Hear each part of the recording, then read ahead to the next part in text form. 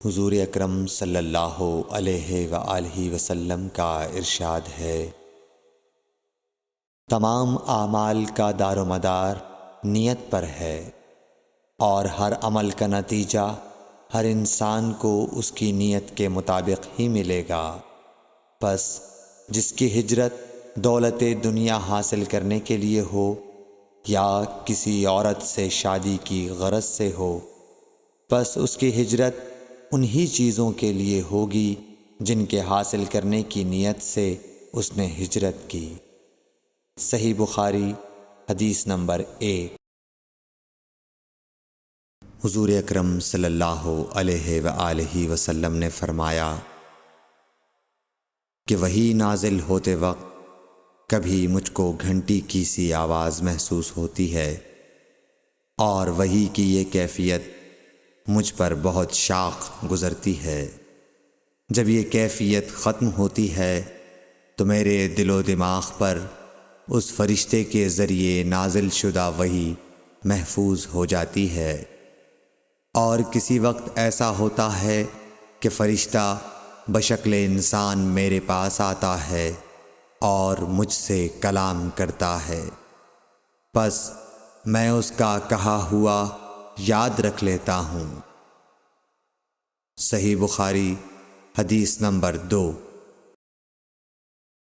حضرت صلی اللہ علیہ وآلہ وسلم پر وحی کا ابتدائی دور اچھے سچے پاکیزہ خوابوں سے شروع ہوا۔ آپ خواب میں جو کچھ دیکھتے وہ صبح کی روشنی کی طرح صحیح اور سچا ثابت ہوتا۔ پھر من جانب قدرت آپ تنہائی پسند ہو گئے، اور آپ نے غار حرا میں خلوت نشینی اختیار فرمائی، اور کئی دن اور رات وہاں مسلسل عبادت اور یاد الہی و ذکر میں مشغول رہنے لگے۔ جب تک گھر آنے کو دل نہ چاہتا توشہ ہمراہ لیے ہوئے وہاں رہتے۔ توشہ ختم ہونے پر ہی اہلیہ محترمہ حضرت خدیجہ رضی اللہ تعالی عنہا کے پاس تشریف لاتے، اور کچھ توشہ ہمراہ لے کر پھر وہاں جا کر خلوت گزین ہو جاتے۔ یہی طریقہ جاری رہا یہاں تک کہ آپ پر حق منکشف ہو گیا، اور آپ غار حرا ہی میں قیام پذیر تھے کہ اچانک حضرت جبرائیل علیہ السلام آپ کے پاس حاضر ہوئے اور کہنے لگے کہ اے محمد پڑھو۔ آپ فرماتے ہیں کہ میں نے کہا کہ میں پڑھنا نہیں جانتا۔ آپ صلی اللہ علیہ وسلم فرماتے ہیں کہ فرشتے نے مجھے پکڑ کر اتنے زور سے بھینچا کہ میری طاقت جواب دے گئی۔ پھر مجھے چھوڑ کر کہا پڑھو۔ میں نے پھر وہی جواب دیا کہ میں پڑھا ہوا نہیں ہوں۔ اس فرشتے نے مجھ کو نہایت ہی زور سے بھینچا کہ مجھ کو سخت تکلیف محسوس ہوئی۔ پھر اس نے کہا کہ پڑھ۔ میں نے کہا میں پڑھا ہوا نہیں ہوں۔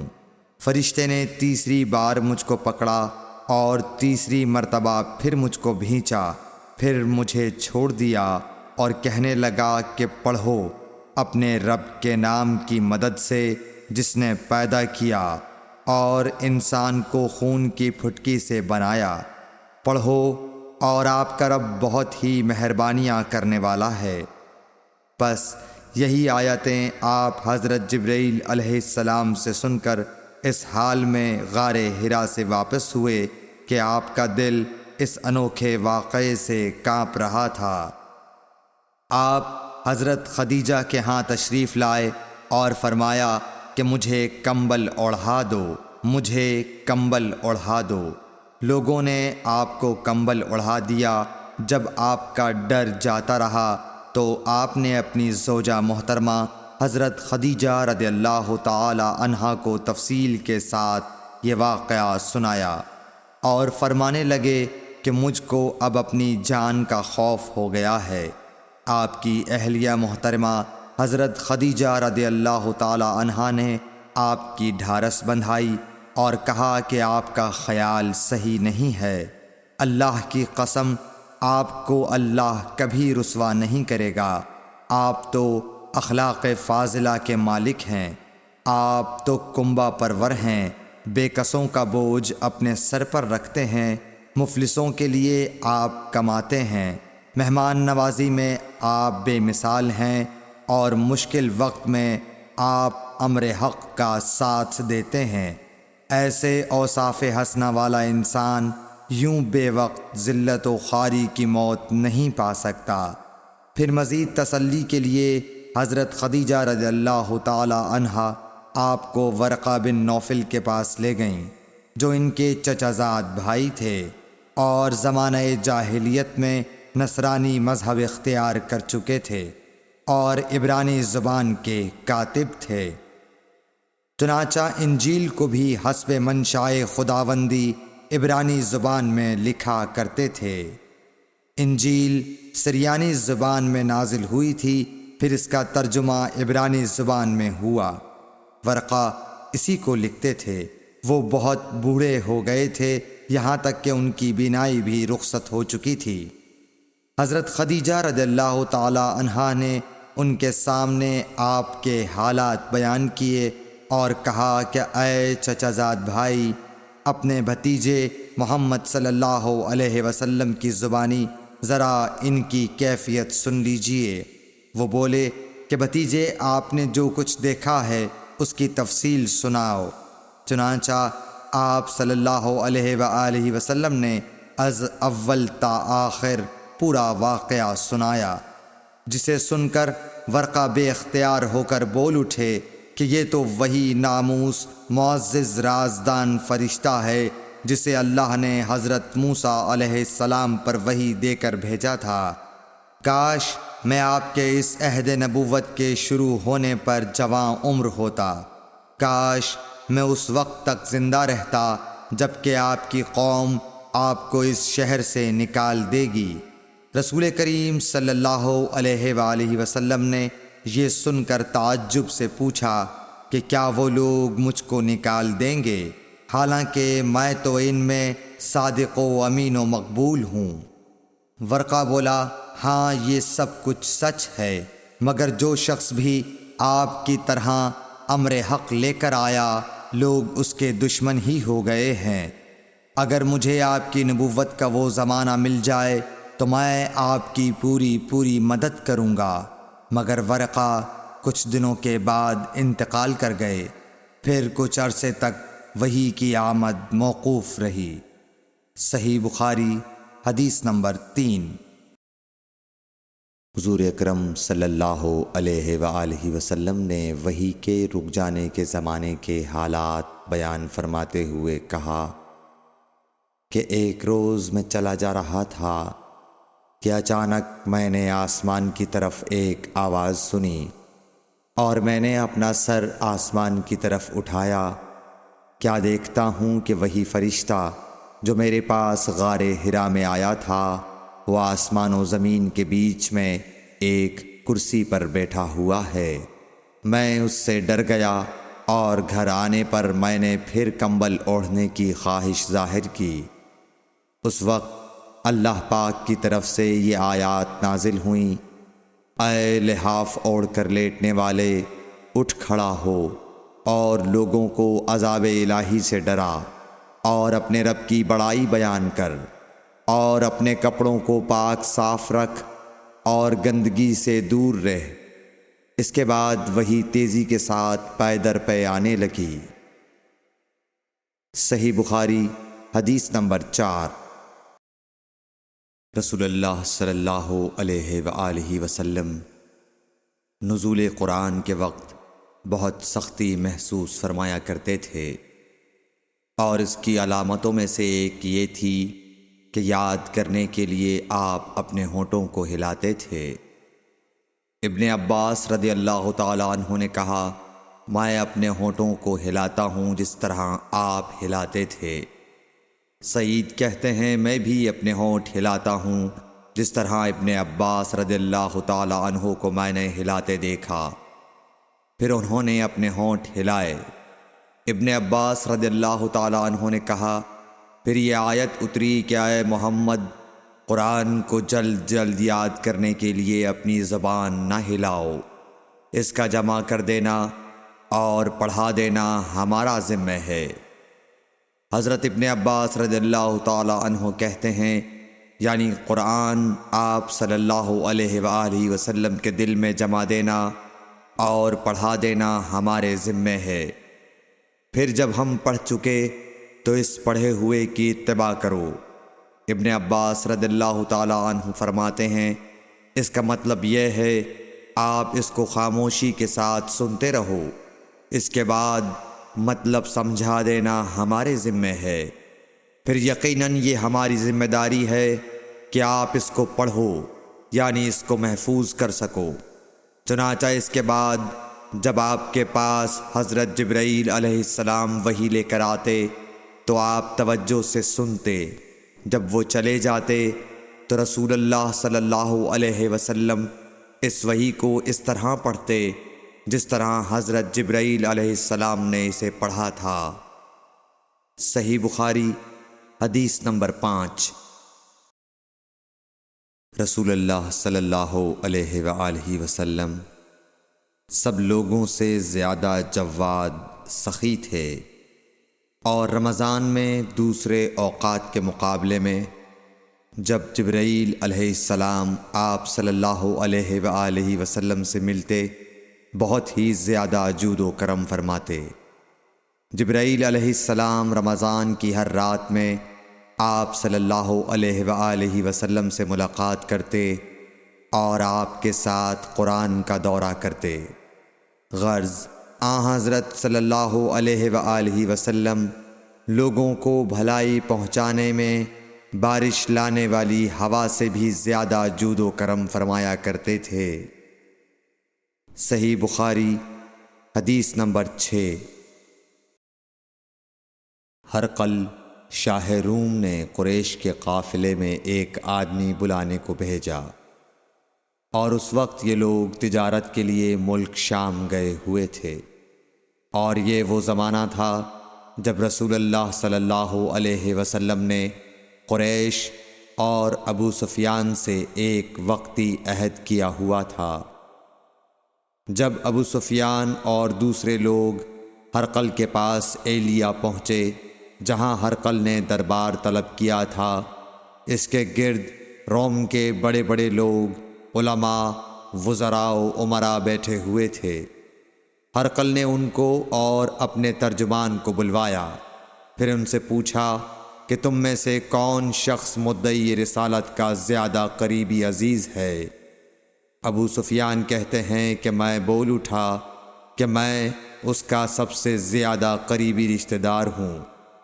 یہ سن کر ہرقل نے حکم دیا کہ اس ابو سفیان کو میرے قریب لا کر بٹھاؤ اور اس کے ساتھیوں کو اس کی پیٹھ کے پیچھے بٹھا دو۔ پھر اپنے ترجمان سے کہا کہ ان لوگوں سے کہہ دو کہ میں ابو سفیان سے اس شخص یعنی محمد صلی اللہ علیہ وسلم کے حالات پوچھتا ہوں، اگر یہ مجھ سے کسی بات میں جھوٹ بول دے تو تم اس کا جھوٹ ظاہر کر دینا۔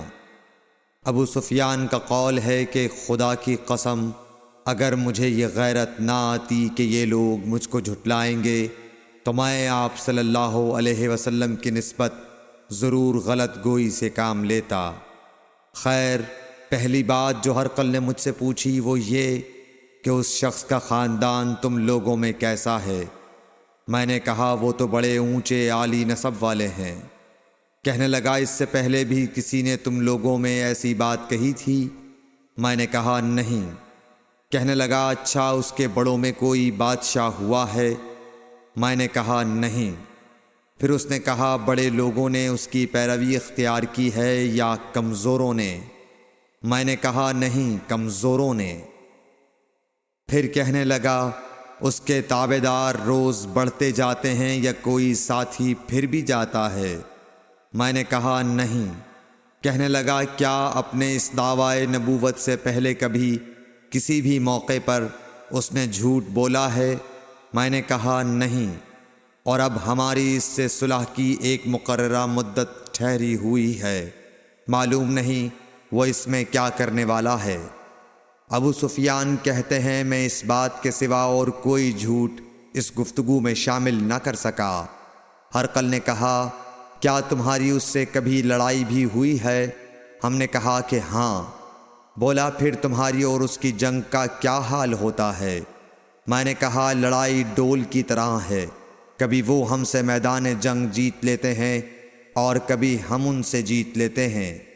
ہرقل نے پوچھا وہ تمہیں کس بات کا حکم دیتا ہے؟ میں نے کہا وہ کہتا ہے کہ صرف ایک اللہ ہی کی عبادت کرو، اس کا کسی کو شریک نہ بناؤ، اور اپنے باپ دادا کی شرک کی باتیں چھوڑ دو، اور ہمیں نماز پڑھنے، سچ بولنے، پرہیزگاری اور صلہ رحمی کا حکم دیتا ہے۔ یہ سب سن کر پھر ہرقل نے اپنے ترجمان سے کہا کہ ابو سفیان سے کہہ دے کہ میں نے تم سے اس کا نسب پوچھا تو تم نے کہا کہ وہ ہم سے عالی نسب ہے، اور پیغمبر اپنی قوم میں عالی نسب ہی بھیجے جایا کرتے ہیں۔ میں نے تم سے پوچھا کہ دعویٰ نبوت کی یہ بات تمہارے اندر اس سے پہلے کسی اور نے بھی کہی تھی؟ تو تم نے جواب دیا کہ نہیں۔ تب میں نے اپنے دل میں کہا کہ اگر یہ بات اس سے پہلے کسی اور نے کہی ہوتی تو میں سمجھتا کہ اس شخص نے بھی اسی بات کی تقلید کی ہے جو پہلے کہی جا چکی ہے۔ میں نے تم سے پوچھا کہ اس کے بڑوں میں کوئی بادشاہ بھی گزرا ہے تو تم نے کہا کہ نہیں۔ تو میں نے دل میں کہا کہ ان کے بزرگوں میں سے کوئی بادشاہ ہوا ہوگا تو کہہ دوں گا کہ وہ شخص اس بہانے اپنے آباء و اجداد کی بادشاہت اور ان کا ملک دوبارہ حاصل کرنا چاہتا ہے۔ اور میں نے تم سے پوچھا کہ اس بات کے کہنے یعنی پیغمبری کا دعویٰ کرنے سے پہلے تم نے کبھی اس کو دروغ گوئی کا الزام لگایا ہے؟ تم نے کہا کہ نہیں۔ تو میں نے سمجھ لیا کہ جو شخص آدمیوں کے ساتھ دروغ گوئی سے بچے وہ اللہ کے بارے میں کیسے جھوٹی بات کہہ سکتا ہے۔ اور میں نے تم سے پوچھا کہ بڑے لوگ اس کے پیرو ہوتے ہیں یا کمزور آدمی؟ تم نے کہا کمزوروں نے اس کی اتباع کی ہے۔ تو دراصل یہی لوگ پیغمبروں کے متبعین ہوتے ہیں۔ اور میں نے تم سے پوچھا کہ اس کے ساتھی بڑھ رہے ہیں یا کم ہو رہے ہیں؟ تم نے کہا کہ وہ بڑھ رہے ہیں، اور ایمان کی کیفیت یہی ہوتی ہے حتیٰ کہ وہ کامل ہو جاتا ہے۔ اور میں نے تم سے پوچھا کہ آیا کوئی شخص اس کے دین سے ناخوش ہو کر مرتد بھی ہو جاتا ہے؟ تم نے کہا نہیں۔ تو ایمان کی خاصیت بھی یہی ہے، جن کے دلوں میں اس کی مسرت رچ بس جائے وہ اس سے لوٹا نہیں کرتے۔ اور میں نے تم سے پوچھا کہ آیا وہ کبھی عہد شکنی کرتے ہیں؟ تم نے کہا نہیں۔ پیغمبروں کا یہی حال ہوتا ہے، وہ عہد کی خلاف ورزی نہیں کرتے۔ اور میں نے تم سے کہا کہ وہ تم سے کس چیز کے لیے کہتے ہیں؟ تم نے کہا کہ وہ ہمیں حکم دیتے ہیں کہ اللہ کی عبادت کرو، اس کے ساتھ کسی کو شریک نہ ٹھہراؤ، اور تمہیں بتوں کی پرستش سے روکتے ہیں، سچ بولنے اور پرہیزگاری کا حکم دیتے ہیں۔ لہٰذا اگر یہ باتیں جو تم کہہ رہے ہو سچ ہیں تو ان قریب وہ اس جگہ کا مالک ہو جائے گا کہ جہاں میرے یہ دونوں پاؤں ہیں۔ مجھے معلوم تھا کہ وہ پیغمبر آنے والا ہے، مگر مجھے یہ معلوم نہیں تھا کہ وہ تمہارے اندر ہوگا۔ اگر میں جانتا کہ اس تک پہنچ سکوں گا تو اس سے ملنے کے لیے ہر تکلیف گوارا کرتا۔ اگر میں اس کے پاس ہوتا تو اس کے پاؤں دھوتا۔ ہرقل نے رسول اللہ صلی اللہ علیہ وسلم کا وہ خط منگایا جو آپ نے وحیہ کلبی رضی اللہ تعالیٰ عنہ کے ذریعے حاکم بصرہ کے پاس بھیجا تھا، اور اس نے وہ ہرقل کے پاس بھیج دیا تھا۔ پھر اس کو پڑھا تو اس میں لکھا تھا، اللہ کے نام کے ساتھ جو نہایت مہربان اور رحم والا ہے۔ اللہ کے بندے اور اس کے پیغمبر محمد صلی اللہ علیہ وسلم کی طرف سے یہ خط ہے شاہ روم کے لیے۔ اس شخص پر سلام ہو جو ہدایت کی پیروی کرے۔ اس کے بعد میں آپ کے سامنے دعوت اسلام پیش کرتا ہوں۔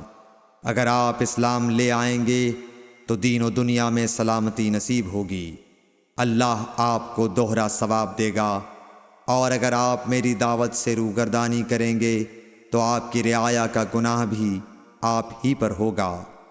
اور اے اہل کتاب، ایک ایسی بات پر آ جاؤ جو ہمارے اور تمہارے درمیان یکساں ہے، وہ یہ کہ ہم اللہ کے سوا کسی کی عبادت نہ کریں اور کسی کو اس کا شریک نہ ٹھہرائیں، اور نہ ہم میں سے کوئی کسی کو خدا کے سوا اپنا رب بنائے۔ پھر اگر وہ اہل کتاب اس کتاب سے منہ پھیر لیں تو مسلمانوں، تم ان سے کہہ دو کہ تم مانو یا نہ مانو، ہم ایک خدا کے اطاعت گزار ہیں۔ ابو سفیان کہتے ہیں، جب ہرقل نے جو کچھ کہنا تھا کہہ دیا اور خط پڑھ کر فارغ ہوا تو اس کے ارد گرد بہت شور و غوغا ہوا، بہت سی آوازیں اٹھیں اور ہمیں باہر نکال دیا گیا۔ تب میں نے اپنے ساتھیوں سے کہا کہ ابو کبشہ کے بیٹے حضرت صلی اللہ علیہ وسلم کا معاملہ تو بہت بڑھ گیا۔ دیکھو تو اس سے بنی اصفر روم کا بادشاہ بھی ڈرتا ہے۔ مجھے اس وقت سے اس بات کا یقین ہو گیا کہ حضور صلی اللہ علیہ وسلم ان قریب غالب ہو کر رہیں گے، حتیٰ کہ اللہ نے مجھے مسلمان کر دیا۔ راوی کا بیان ہے کہ ابن ناطور ایلیا کا حاکم ہرقل کا مصاحب اور شام کے نصارہ کا لاٹ پادری بیان کرتا تھا کہ ہرقل جب ایلیا آیا ایک دن صبح کو پریشان اٹھا تو اس کے درباریوں نے دریافت کیا کہ آج ہم آپ کی حالت بدلی ہوئی پاتے ہیں، کیا وجہ ہے؟ ابن ناطور کا بیان ہے کہ ہرقل نجومی تھا، علم نجوم میں وہ پوری مہارت رکھتا تھا۔ اس نے اپنے ہم نشینوں کو بتایا کہ میں نے آج رات ستاروں پر نظر ڈالی تو دیکھا کہ ختنہ کرنے والوں کا بادشاہ ہمارے ملک پر غالب آ گیا ہے۔ بھلا اس زمانے میں کون لوگ ختنہ کرتے ہیں؟ انہوں نے کہا کہ یہود کے سوا کوئی ختنہ نہیں کرتا، سو ان کی وجہ سے پریشان نہ ہوں۔ سلطنت کے تمام شہروں میں یہ حکم لکھ بھیجیے کہ وہاں جتنے یہودی ہوں سب قتل کر دیے جائیں۔ وہ لوگ انہی باتوں میں مشغول تھے کہ ہرقل کے پاس ایک آدمی لایا گیا جسے شاہ غسان نے بھیجا تھا۔ اس نے رسول اللہ صلی اللہ علیہ وسلم کے حالات بیان کیے۔ جب ہرقل نے سارے حالات سن لیے تو کہا کہ جا کر دیکھو وہ ختنہ کیے ہوئے ہے یا نہیں۔ انہوں نے اسے دیکھا تو بتلایا کہ وہ ختنہ کیا ہوا ہے۔ ہرقل نے جب اس شخص سے عرب کے بارے میں پوچھا تو اس نے بتلایا کہ وہ ختنہ کرتے ہیں۔ تب ہرقل نے کہا کہ یہی محمد صلی اللہ علیہ وسلم اس امت کے بادشاہ ہیں جو پیدا ہو چکے ہیں۔ پھر اس نے اپنے ایک دوست کو رومیہ خط لکھا اور وہ بھی علم نجوم میں ہرقل کی طرح ماہر تھا۔ پھر وہاں سے ہرقل حمص چلا گیا۔ ابھی حمص سے نکلا نہیں تھا کہ اس کے دوست کا خط اس کے جواب میں آ گیا۔ اس کی رائے بھی حضور صلی اللہ علیہ وسلم کے ظہور کے بارے میں ہرقل کے موافق تھی کہ محمد صلی اللہ علیہ وسلم واقعی پیغمبر ہیں۔ اس کے بعد ہرقل نے روم کے بڑے آدمیوں کو اپنے حمص کے محل میں طلب کیا اور اس کے حکم سے محل کے دروازے بند کر لیے گئے۔ پھر وہ اپنے خاص محل سے باہر آیا اور کہا، اے روم والو، کیا ہدایت اور کامیابی میں کچھ حصہ تمہارے لیے بھی ہے؟ اگر تم اپنی سلطنت کی بقا چاہتے ہو تو پھر اس نبی صلی اللہ علیہ وسلم کی بیعت کر لو اور مسلمان ہو جاؤ۔ یہ سننا تھا کہ پھر لوگ وحشی گدھوں کی طرح دروازوں کی طرف دوڑے، مگر انہیں بند پایا۔ آخر جب ہرقل نے اس بات سے ان کی یہ نفرت دیکھی اور ان کے ایمان لانے سے مایوس ہو گیا تو کہنے لگا کہ ان لوگوں کو میرے پاس لاؤ۔ جب وہ دوبارہ آئے تو اس نے کہا، میں نے جو بات کہی تھی اس سے تمہاری دینی پختگی کی آزمائش مقصود تھی، سو وہ میں نے دیکھ لی۔ تب یہ بات سن کر وہ سب کے سب اس کے سامنے سجدے میں گر پڑے اور اس سے خوش ہو گئے۔ بالآخر ہرقل کی آخری حالت یہی رہی۔ صحیح بخاری حدیث نمبر 7۔ رسول اللہ صلی اللہ علیہ وسلم نے فرمایا، اسلام کی بنیاد 5 چیزوں پر قائم کی گئی ہے۔ اول، گواہی دینا کہ اللہ کے سوا کوئی معبود نہیں اور بے شک حضرت محمد صلی اللہ علیہ وسلم اللہ کے سچے رسول ہیں، اور نماز قائم کرنا اور زکوٰۃ ادا کرنا اور حج کرنا اور رمضان کے روزے رکھنا۔ صحیح بخاری حدیث نمبر 8۔ نبی کریم صلی اللہ علیہ وآلہ وسلم نے فرمایا کہ ایمان کی 60 سے کچھ اوپر شاخیں ہیں، اور حیا شرم بھی ایمان کی ایک شاخ ہے۔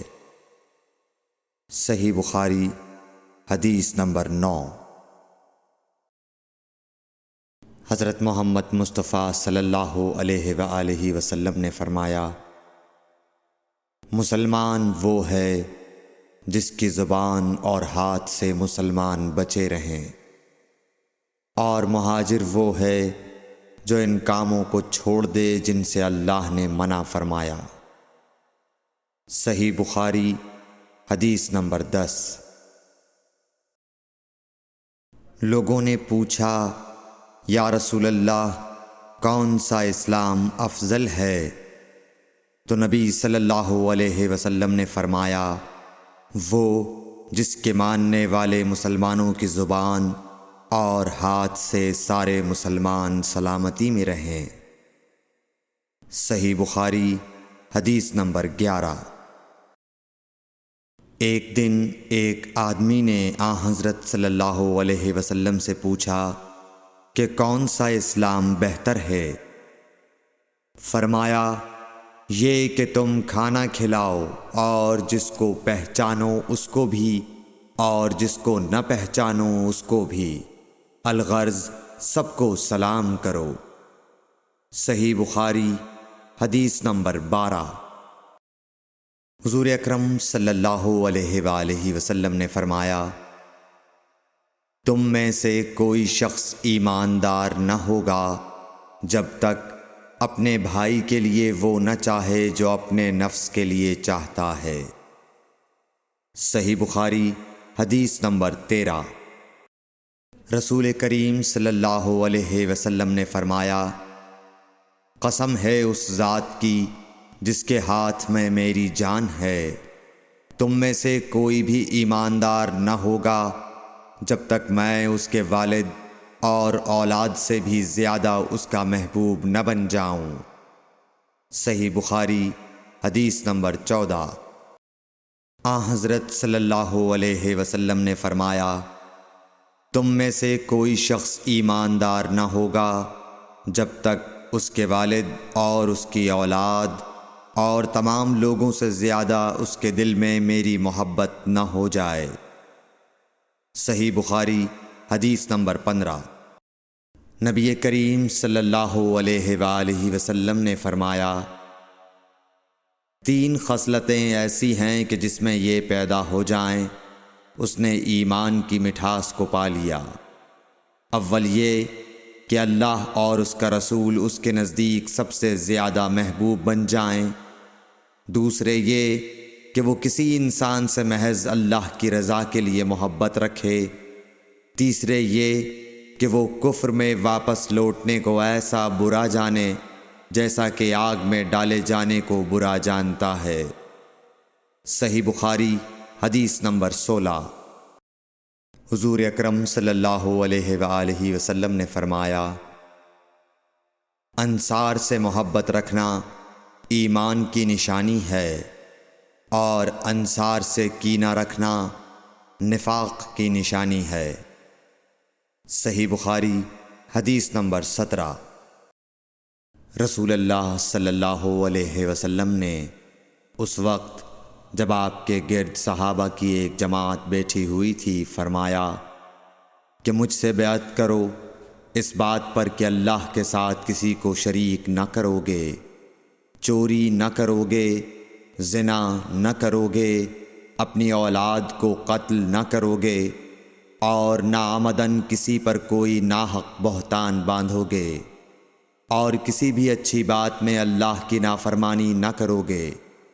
جو کوئی تم میں اس عہد کو پورا کرے گا تو اس کا ثواب اللہ کے ذمے ہے، اور جو کوئی ان بری باتوں میں سے کسی کا ارتکاب کرے اور اسے دنیا میں اسلامی قانون کے تحت سزا دے دی گئی تو یہ سزا اس کے گناہوں کے لیے بدلہ ہو جائے گی، اور جو کوئی ان میں سے کسی بات میں مبتلا ہو گیا اور اللہ نے اس کے گناہ کو چھپا لیا تو پھر اس کا معاملہ اللہ کے حوالے ہے، اگر چاہے معاف کرے اور اگر چاہے سزا دے دے۔ عبادہ کہتے ہیں کہ پھر ہم سب نے ان سب باتوں پر آپ صلی اللہ علیہ وسلم سے بیعت کر لی۔ صحیح بخاری حدیث نمبر 18۔ رسول اللہ صلی اللہ علیہ وسلم نے فرمایا، وہ وقت قریب ہے جب مسلمان کا سب سے عمدہ مال اس کی بکریاں ہوں گی، جن کے پیچھے وہ پہاڑوں کی چوٹیوں اور برساتی وادیوں میں اپنے دین کو بچانے کے لیے بھاگ جائے گا۔ صحیح بخاری حدیث نمبر 19۔ رسول اللہ صلی اللہ علیہ وسلم کسی کام کا حکم دیتے تو وہ ایسا ہی کام ہوتا جس کے کرنے کی لوگوں میں طاقت ہوتی۔ اس پر صحابہ کرام نے عرض کیا کہ یا رسول اللہ، ہم لوگ تو آپ جیسے نہیں ہیں، آپ تو معصوم ہیں اور آپ کی اللہ پاک نے اگلی پچھلی سب لغزشیں معاف فرما دی ہیں، اس لیے ہمیں اپنے سے کچھ زیادہ عبادت کرنے کا حکم فرمائیے۔ یہ سن کر آپ ناراض ہوئے، حتیٰ کہ خفگی آپ کے چہرہ مبارک سے ظاہر ہونے لگی۔ پھر فرمایا کہ بے شک میں تم سب سے زیادہ اللہ سے ڈرتا ہوں اور تم سب سے زیادہ اسے جانتا ہوں، پس تم مجھ سے بڑھ کر عبادت نہیں کر سکتے۔ صحیح بخاری حدیث نمبر 20۔ حضور اکرم صلی اللہ علیہ وآلہ وسلم نے ارشاد فرمایا، جس شخص میں یہ 3 باتیں ہوں گی وہ ایمان کا مزہ پالے گا۔ ایک یہ کہ وہ شخص جسے اللہ اور اس کا رسول ان کے ماں سوا سے زیادہ عزیز ہوں، اور دوسرے یہ کہ جو کسی بندے سے محض اللہ ہی کے لیے محبت کرے، اور تیسری بات یہ کہ جسے اللہ نے کفر سے نجات دی ہو، پھر دوبارہ کفر اختیار کرنے کو وہ ایسا برا سمجھے جیسا آگ میں گر جانے کو برا جانتا ہے۔ صحیح بخاری حدیث نمبر 21۔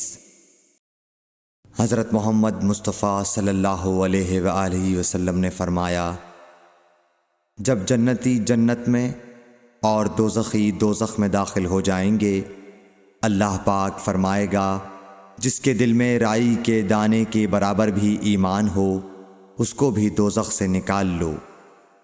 تب ایسے لوگ دوزخ سے نکال لیے جائیں گے اور وہ جل کر کوئلے کی طرح سیاہ ہو چکے ہوں گے، پھر زندگی کی نہر میں یا بارش کے پانی میں ڈالے جائیں گے۔ اس وقت وہ دانے کی طرح اگائیں گے جس طرح ندی کے کنارے دانے اگاتے ہیں۔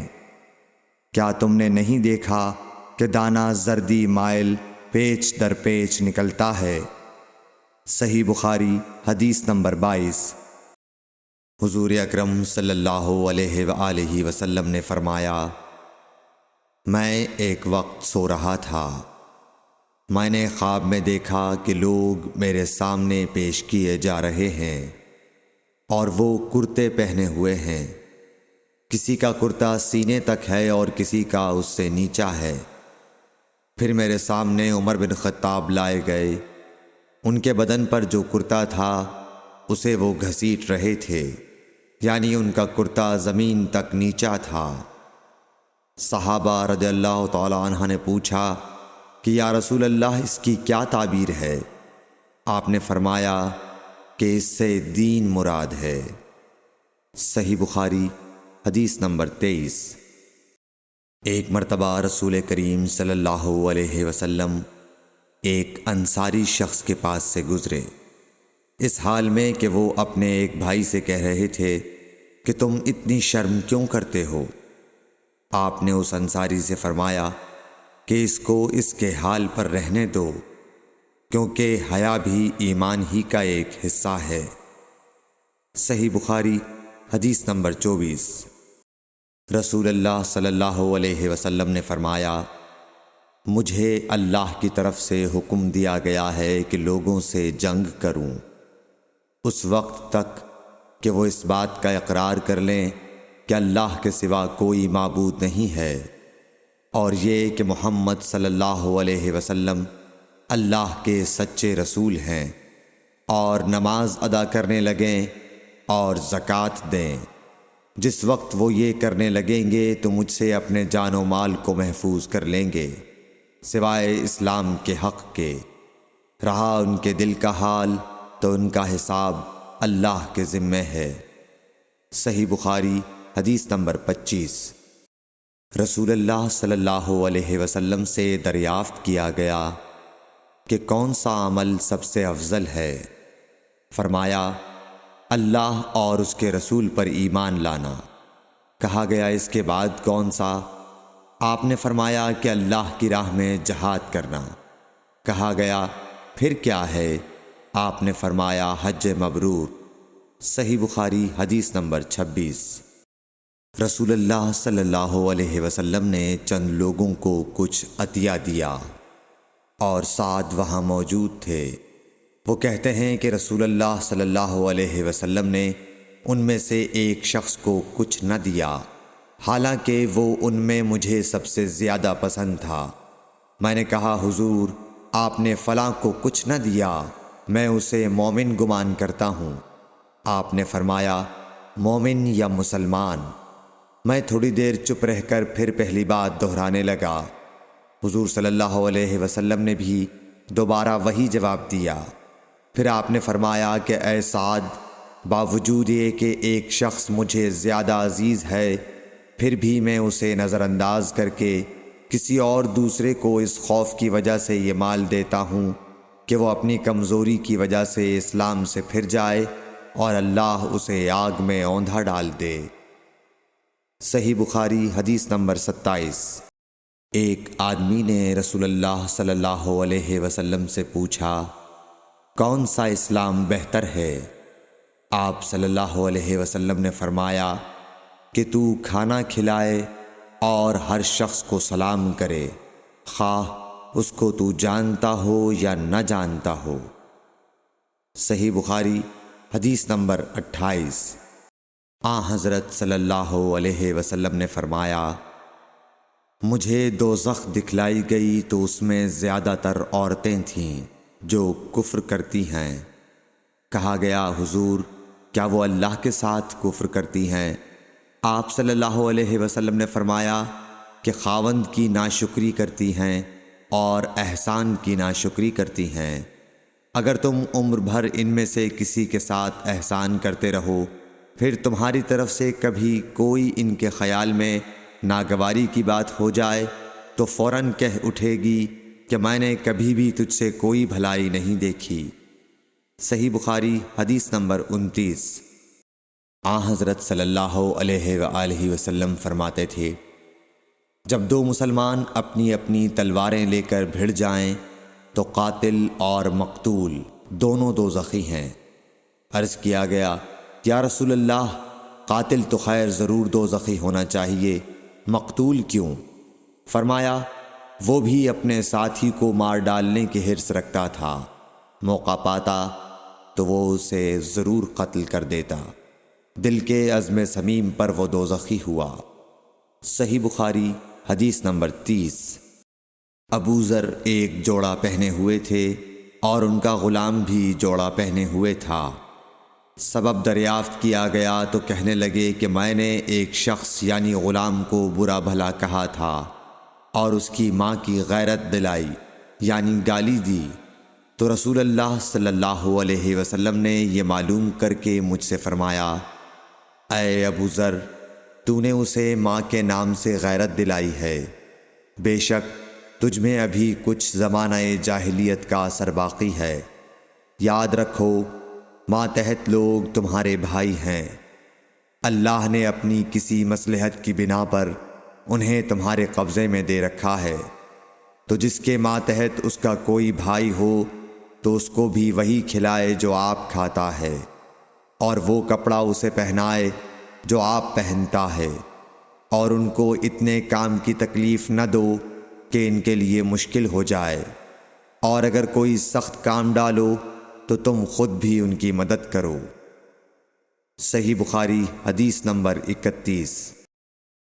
جب سورہ انعام کی یہ آیت اتری، جو لوگ ایمان لائے اور انہوں نے اپنے ایمان میں گناہوں کی آمیزش نہیں کی، تو آپ صلی اللہ علیہ وسلم کے اصحاب نے کہا، یا رسول اللہ، یہ تو بہت ہی مشکل ہے، ہم میں کون ایسا ہے جس نے گناہ نہیں کیا؟ تب اللہ پاک نے سورہ لقمان کی یہ آیت اتاری کہ بے شک شرک بڑا ظلم ہے۔ صحیح بخاری حدیث نمبر 32۔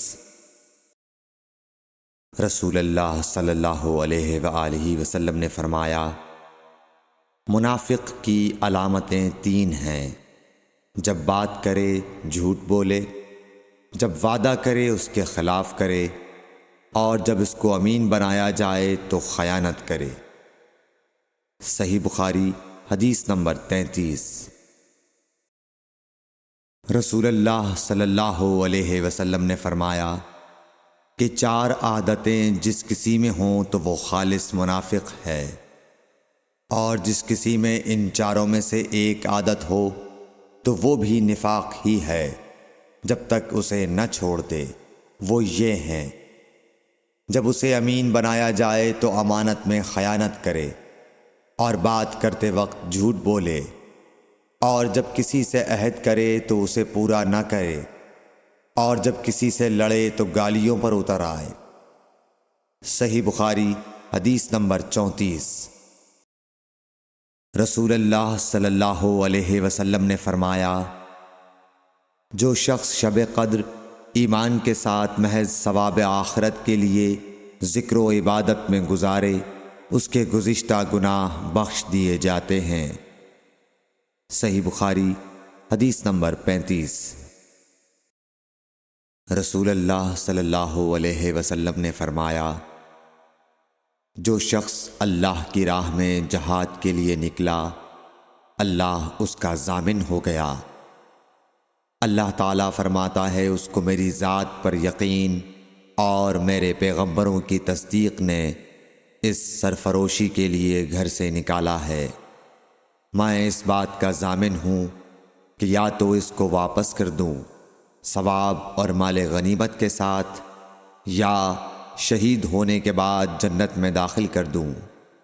رسول اللہ صلی اللہ علیہ وسلم نے فرمایا، اور اگر میں اپنی امت پر اس کام کو دشوار نہ سمجھتا تو لشکر کا ساتھ نہ چھوڑتا، اور میری خواہش ہے کہ اللہ کی راہ میں مارا جاؤں، پھر زندہ کیا جاؤں، پھر مارا جاؤں، پھر زندہ کیا جاؤں، پھر مارا جاؤں۔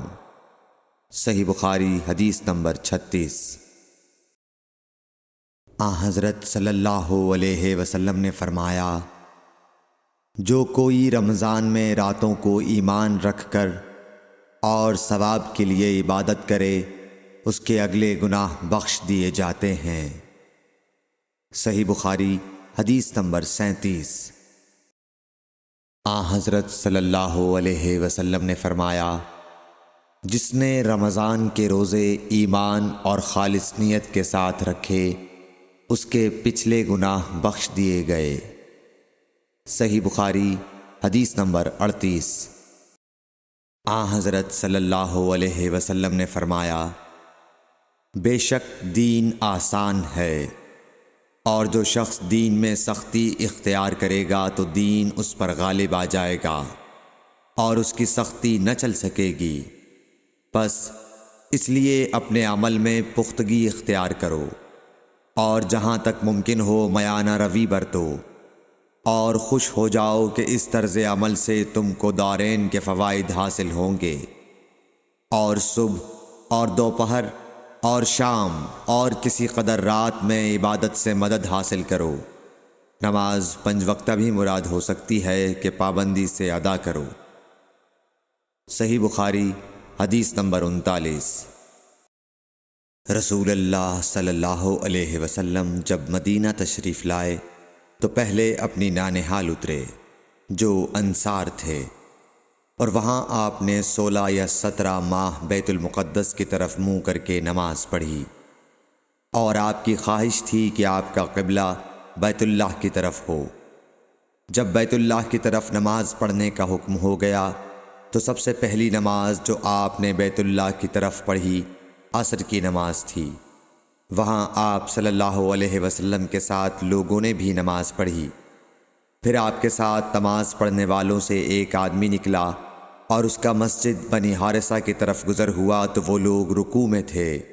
وہ بولا کہ میں اللہ کی گواہی دیتا ہوں کہ میں نے رسول اللہ صلی اللہ علیہ وسلم کے ساتھ مکے کی طرف منہ کر کے نماز پڑھی ہے۔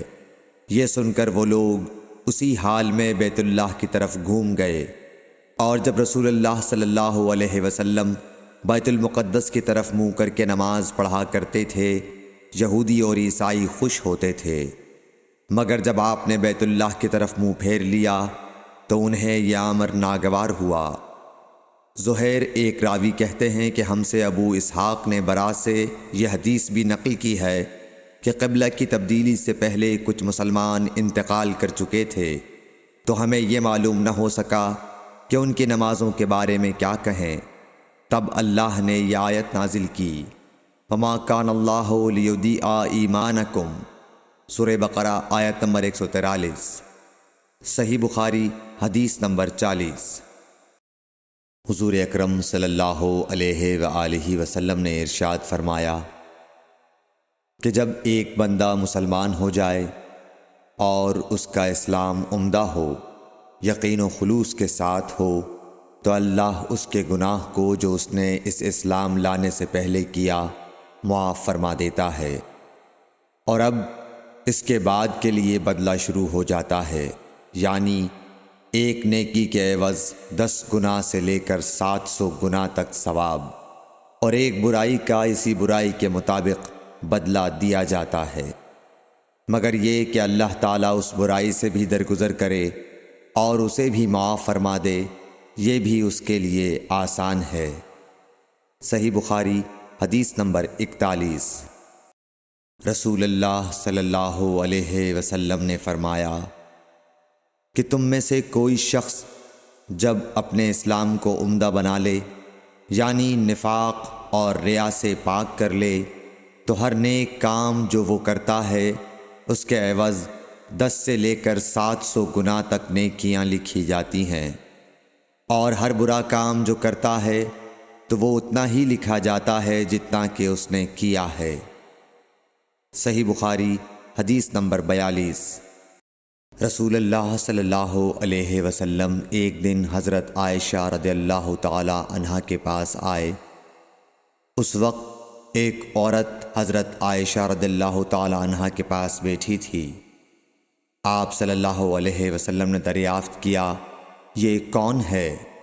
عرض کیا، فلاں عورت، اور اس کی نماز کے اشتیاق اور پابندی کا ذکر کیا۔ آپ صلی اللہ علیہ وسلم نے فرمایا، ٹھہر جاؤ، سن لو کہ تم پر اتنا ہی عمل واجب ہے جتنے عمل کی تمہارے اندر طاقت ہے۔ اللہ کی قسم، ثواب دینے سے اللہ نہیں اکتاتا، مگر تم عمل کرتے کرتے اکتا جاؤ گے، اور اللہ کو دین کا وہی عمل زیادہ پسند ہے جس کی ہمیشہ پابندی کی جا سکے، اور انسان بغیر اکتائے اسے انجام دے۔ صحیح بخاری حدیث نمبر 43۔ رسول اللہ صلی اللہ علیہ وسلم نے فرمایا، جس شخص نے لا الہ الا اللہ کہہ لیا اور اس کے دل میں جو برابر بھی ایمان ہے، تو وہ ایک نہ ایک دن دوزخ سے ضرور نکلے گا، اور دوزخ سے وہ شخص بھی ضرور نکلے گا جس نے کلمہ پڑھا اور اس کے دل میں گیہوں کے دانے برابر خیر ہے، اور دوزخ سے وہ بھی نکلے گا جس نے کلمہ پڑھا اور اس کے دل میں ایک ذرہ برابر بھی خیر ہے۔ صحیح بخاری حدیث نمبر 44۔ ایک یہودی نے حضرت عمر بن خطاب رضی اللہ تعالیٰ عنہ سے کہا کہ اے امیر المومنین، تمہاری کتاب قرآن میں ایک آیت ہے جسے تم پڑھتے ہو، اگر وہ ہم یہودیوں پر نازل ہوتی تو ہم اس کے نزول کے دن کو یوم عید بنا لیتے۔ آپ نے پوچھا وہ کون سی آیت ہے؟ اس نے جواب دیا، سورہ مائدہ کی یہ آیت کہ آج میں نے تمہارے دین کو مکمل کر دیا اور اپنی نعمت تم پر تمام کر دی اور تمہارے لیے دین اسلام پسند کیا۔ حضرت عمر رضی اللہ تعالی عنہ نے فرمایا کہ ہم اس دن اور اس مقام کو خوب جانتے ہیں۔ جب یہ آیت رسول اللہ صلی اللہ علیہ وسلم پر نازل ہوئی، اس وقت آپ صلی اللہ علیہ وسلم عرفات میں جمعے کے دن کھڑے ہوئے تھے۔ صحیح بخاری حدیث نمبر 45۔ طلحہ بن عبید اللہ کہتے تھے کہ نجد والوں میں سے ایک شخص حضرت صلی اللہ علیہ وسلم کے پاس آیا، سر پریشان یعنی بال بکھرے ہوئے تھے۔ ہم اس کی آواز کی بن بناہٹ سنتے تھے اور ہم سمجھ نہیں پا رہے تھے کہ وہ کیا کہہ رہا ہے، یہاں تک کہ وہ نزدیک آن پہنچا جب معلوم ہوا کہ وہ اسلام کے بارے میں پوچھ رہا ہے۔ حضرت صلی اللہ علیہ وسلم نے فرمایا کہ اسلام دن رات میں 5 نمازیں پڑھنا ہے۔ اس نے کہا بس اس کے سوا تو اور کوئی نماز مجھ پر نہیں۔ آپ نے فرمایا نہیں، مگر تو نفل پڑھے تو اور بات ہے۔ حضرت صلی اللہ علیہ وسلم نے فرمایا اور رمضان کے روزے رکھنا۔ اس نے کہا اور تو کوئی روزہ مجھ پر نہیں ہے۔ آپ نے فرمایا نہیں، مگر تو نفل روزے رکھے تو اور بات ہے۔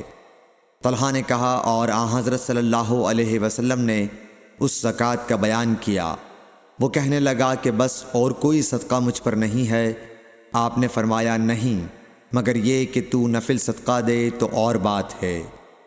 پھر وہ شخص پیٹھ موڑ کر چلا گیا، یوں کہتا جاتا تھا قسم خدا کی میں نہ اس سے بڑھاؤں گا نہ گھٹاؤں گا۔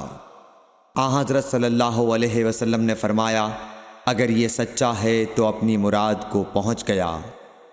صحیح بخاری حدیث نمبر 46۔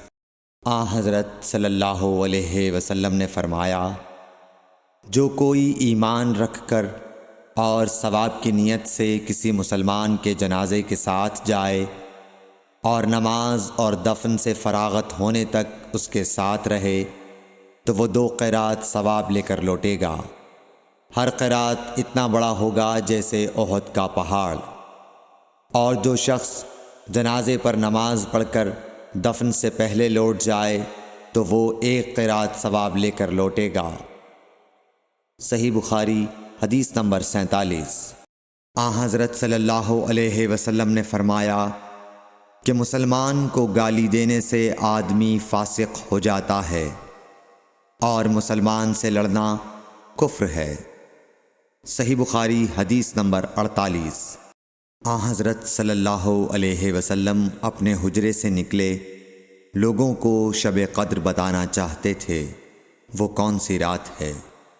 اتنے میں 2 مسلمان آپس میں لڑ پڑے۔ آپ صلی اللہ علیہ وسلم نے فرمایا میں تو اس لیے باہر نکلا تھا کہ تم کو شب قدر بتلاؤں، اور فلاں فلاں آدمی لڑ پڑے تو وہ میرے دل سے اٹھا لی گئی، اور شاید اسی میں کچھ تمہاری بہتری ہو۔ تو اب ایسا کرو کہ شب قدر کو رمضان کی 27ویں، 29ویں اور 25ویں رات میں ڈھونڈا کرو۔ صحیح بخاری حدیث نمبر 49۔ ایک دن حضرت صلی اللہ علیہ وسلم لوگوں میں تشریف فرما تھے کہ آپ کے پاس ایک شخص آیا اور پوچھنے لگا کہ ایمان کسے کہتے ہیں۔ آپ صلی اللہ علیہ وسلم نے فرمایا کہ ایمان یہ ہے کہ تم اللہ پاک کے وجود اور اس کی وحدانیت پر ایمان لاؤ، اور اس کے فرشتوں کے وجود پر، اور اس اللہ کی ملاقات کے برحق ہونے پر، اور اس کے رسولوں کے برحق ہونے پر، اور مرنے کے بعد دوبارہ اٹھنے پر ایمان لاؤ۔ پھر اس نے پوچھا کہ اسلام کیا ہے؟ آپ صلی اللہ علیہ وسلم نے پھر جواب دیا کہ اسلام یہ ہے کہ تم خالص اللہ کی عبادت کرو اور اس کے ساتھ کسی کو شریک نہ بناؤ، اور نماز قائم کرو، اور زکوٰۃ فرض ادا کرو، اور رمضان کے روزے رکھو۔ پھر اس نے احسان کے متعلق پوچھا۔ آپ صلی اللہ علیہ وسلم نے فرمایا احسان یہ ہے کہ تم اللہ کی عبادت اس طرح کرو گویا تم اسے دیکھ رہے ہو۔ اگر یہ درجہ نہ حاصل ہو تو پھر یہ تو سمجھو کہ وہ تم کو دیکھ رہا ہے۔ پھر اس نے پوچھا کہ قیامت کب آئے گی؟ آپ صلی اللہ علیہ وسلم نے فرمایا کہ اس کے بارے میں جواب دینے والا پوچھنے والے سے کچھ زیادہ نہیں جانتا، البتہ میں تمہیں اس کی نشانیاں بتلا سکتا ہوں۔ وہ یہ ہیں کہ جب لونڈی اپنے آقا کو جنے گی اور جب سیاہ اونٹوں کے چرانے والے دیہاتی لوگ ترقی کرتے کرتے مکانات کی تعمیر میں ایک دوسرے سے بازی لے جانے کی کوشش کریں گے، یاد رکھو قیامت کا علم ان 5 چیزوں میں ہے جن کو اللہ کے سوا کوئی نہیں جانتا۔ پھر آپ صلی اللہ علیہ وسلم نے یہ آیت پڑھی کہ اللہ ہی کو قیامت کا علم ہے کہ وہ کب ہوگی۔ پھر وہ پوچھنے والا پیٹھ پھیر کر جانے لگا۔ آپ نے فرمایا کہ اسے واپس بلا کر لاؤ۔ لوگ دوڑ پڑے مگر وہ کہیں نظر نہیں آیا۔ آپ صلی اللہ علیہ وسلم نے فرمایا کہ یہ جبرائیل علیہ السلام تھے جو لوگوں کو ان کا دین سکھانے آئے تھے۔ صحیح بخاری حدیث نمبر 50۔